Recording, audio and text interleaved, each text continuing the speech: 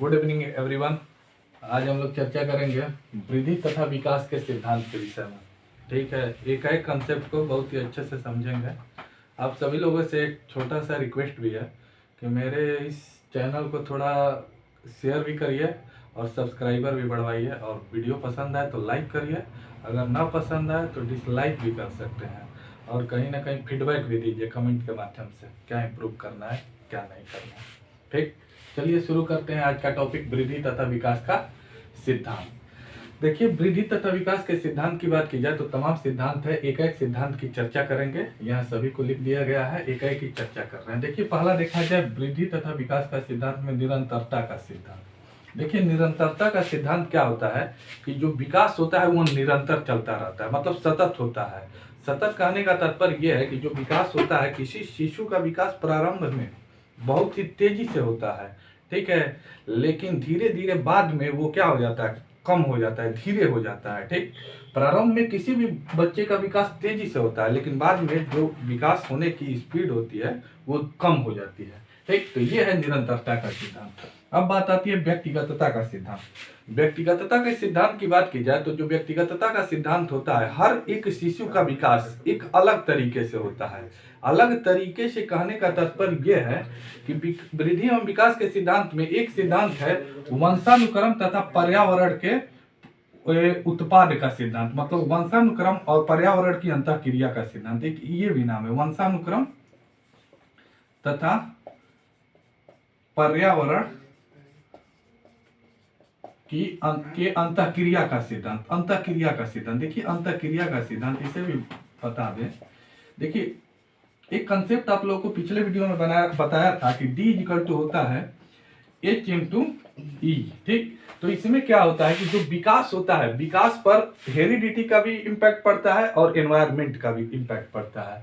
तो हर एक बच्चे का जो विकास होगा, हर एक बच्चे की इंडिविजुअलिटी कुछ अलग होती है। अलग होने का तात्पर्य यह है, किसी बच्चे की IQ कम ज्यादा होगी, किसी की कम होगी। किसी बच्चे को अच्छा एनवायरमेंट मिलेगा और किसी बच्चे को कम, मतलब कुछ गलत एनवायरमेंट मिलेगा। जिस तरीके का एनवायरमेंट और जिस तरीके की एबिलिटी बच्चे के पास होगी, उसी तरीके का उस बच्चे का क्या होगा, विकास होगा। तो ये है व्यक्तिगतता का सिद्धांत। हर लोगों में कहीं ना कहीं इंडिविजुअल डिफरेंस होते हैं।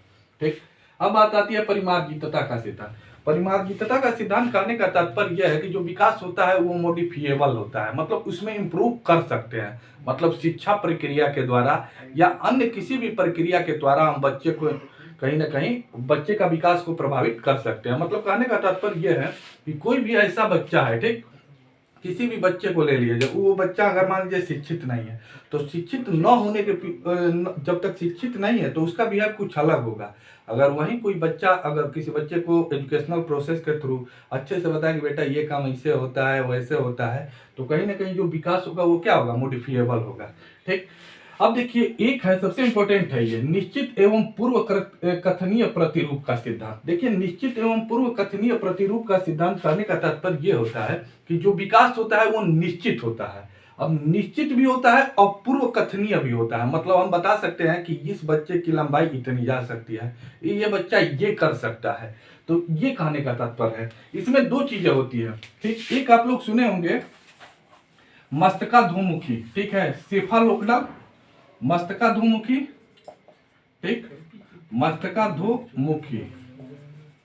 और एक आप लोग सुने होंगे कि जो विकास होता है, पहले देखिए मस्तकाधोमुखी की चर्चा कर लिया जाए। सेफालोपोडल मस्तकाधोमुखी कहने का तात्पर्य यह होता है, मैंने ये कहा कि जो विकास होता है निश्चित एवं पूर्व कथनीय प्रतिरूप का सिद्धांत होता है। ठीक, तो देखिए, एक होता है मस्तकाधोमुखी। मस्तकाधोमुखी कहने का तात्पर्य यह होता है कि हर बच्चे का जो विकास होता है वो सिर से लेकर पैर की तरफ होता है। पहले बच्चे का सिर बढ़ता है, मतलब सिर का विकास होगा, उसके बाद उसके धड़ का विकास होगा, और सबसे अंत में जो विकास होता है किसका होता है, बच्चे के कहीं ना कहीं अंगुलियों का विकास होता है या पैर का विकास होता है। ठीक, ये है मस्तकाधोमुखी। दूसरा होता है, दूसरे की बात की जाए तो उसे कहते हैं, दूसरे को अगर देखा जाए तो निकट एवं दूर का सिद्धांत। दूर का सिद्धांत, देखिए, निकट एवं दूर के सिद्धांत की बात की जाए तो निकट एवं दूर का सिद्धांत ये कहता है कि किसी भी बच्चे का जो विकास होता है वो कहीं ना कहीं विकास पहले, मतलब कहा जाए तो बीच से शुरू होकर मतलब कहा जाए किसी भी बच्चे का जो विकास होता है, मतलब कहा जाए तो बीच से बाहर की तरफ होता है, मध्य से बाहर की तरफ। निकट एवं दूर का सिद्धांत ये कहता है, मतलब कहने का तात्पर्य ये है कि किसी भी शिशु का जो विकास होता है तो पहले रीढ़ की हड्डी जो होगी वो डेवलप होती है, उसके बाद उसका जो मध्य भाग होगा, जैसे मान लीजिए टमी या आगे की भागे, जैसे हाथ हो, ये उंगलियां सुंगलियां, ठीक है, इसका विकास बाद में होता है। फिर से मेरी बात को सुनिए, निकट एवं दूर का सिद्धांत ये कहता है कि किसी भी बच्चे का जो विकास होता है पहले मध्य भाग का विकास होगा, उसके बाद उस बाहर वाले भाग का विकास होता है। मध्य वाले भाग के विकास की बात की जाए तो पहले किसी भी शिशु के, जैसे रीढ़ की हड्डी डेवलप होगी, ठीक, उसके बाद मान लीजिए यहाँ से जो भी सारी चीजें होंगी वो डेवलप होगी, उसके बाद उसकी हाथ बढ़ेगा, हाथ के बाद हाथों की उंगलियां डेवलप होंगी, तो इसीलिए इसे क्या कहते हैं, निकट एवं दूर का सिद्धांत कहते हैं। देखिए समान प्रतिमान का सिद्धांत। अब समान प्रतिमान के सिद्धांत की बात की जाए तो समान प्रतिमान का सिद्धांत ये कहता है कि किसी भी शिशु का विकास एक निश्चित प्रतिरूप में होता है। मतलब कहने का तात्पर्य ये है कि ये नहीं कि किसी बच्चे का विकास पैर से सिर की तरफ होगा, सभी बच्चे का विकास सिर से पैर की तरफ ही होता है। इसीलिए कहते हैं कि जो विकास का सिद्धांत है वो समान प्रतिरूप का क्या करता है, पालन करता है। ठीक, बातों को समझ रहे हैं ना। देखिए अब नेक्स्ट बात किया जाए समन्वय का सिद्धांत। समन्वय का सिद्धांत कहता है कि किसी बच्चे का जो विकास होता है, ठीक है, उसके सारे, मतलब कहा जाए शरीर के अंग या जितने भी एस्पेक्ट हैं विकास के, सबका समन्वय होता है। ठीक है, सबका समन्वय होता है। मतलब अगर इसे एक एग्जांपल के माध्यम से समझे तो जैसे मान लीजिए किसी भी बच्चे को पानी पीना है, ठीक है, प्यास लगी तो बच्चा सोचेगा, बच्चे को क्या चाहिए, पानी चाहिए, तो पानी पर उसका ध्यान जाएगा, ठीक है, ध्यान जाएगा, फिर उसके बाद उसके हाथ जाएंगे पानी के पास, फिर बच्चा पानी उठाएगा उंगलियों से, देखिए इस तरह, फिर इस तरह पकड़ेगा, फिर अपने मुंह के पास ले जाएगा, एल्बो को मोड़ेगा। तो कहीं ना कहीं देखिए, कहीं ना कहीं एक इंटीग्रेशन हो रहा है, मतलब एकीकरण हो रहा है चीजों का, दिमाग का एकीकरण हो रहा है, उसकी कहीं ना कहीं जो भी मान लीजिए उंगली का एकीकरण, एल्बो मुड़ रहा है, फिर मुंह भी, और मुंह के थ्रू जो उसकी पानी है कहाँ जा रहा है, पेट में जा रहा है। तो ये कहता है समन्वय का सिद्धांत। अब देखिए संचय एवं पुनरावृत्ति का सिद्धांत। संचय एवं पुनरावृत्ति के सिद्धांत को समझा जाए तो जो विकास होता है कहीं ना कहीं अपने आप को दोहराता है। देखिए दोहराता कैसे है कि कुछ चीजें ऐसी होती है कि संचय मतलब पुनरावृत्ति होती है। जैसे कहा जाता है कि जो शैशवावस्था में बच्चा क्या करता है, स्वप्रेम करता है, लेकिन यही चीजें जब बच्चा फिर किशोरावस्था में जाता है तो वहां भी बच्चा क्या करता है, स्वप्रेम, खुद से प्रेम हो जाता है, मतलब अपने आप को दूसरों के सामने दिखाना, बढ़िया बनना ठनना, ये चीजें। और शैशवावस्था में बच्चा स्वप्रेम करता है, मतलब ये सब बच्चा अगर देखते होंगे कि अपने माँ बाप या भाई के पास रहता है तो रोता नहीं है।